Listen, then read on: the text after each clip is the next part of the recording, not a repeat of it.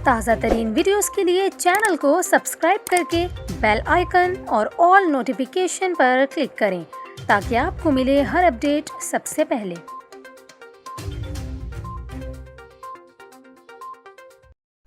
आपको अहम खबर दें, कौमी एयरलाइन पीआईए में नए तैयारों की आमद का सिलसिला जारी है और तर्जुमान पीआईए के मुताबिक मजीद एक एयरबस 320 तैयारा बेड़े में शामिल हो गया है।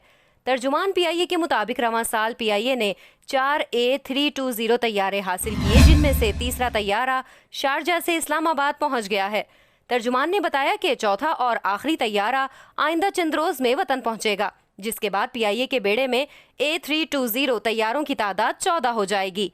तर्जुमान पीआईए के मुताबिक जदीद तैयारा मुसाफिरों को बेहतर सफरी सहूलियात फराहम करेगा।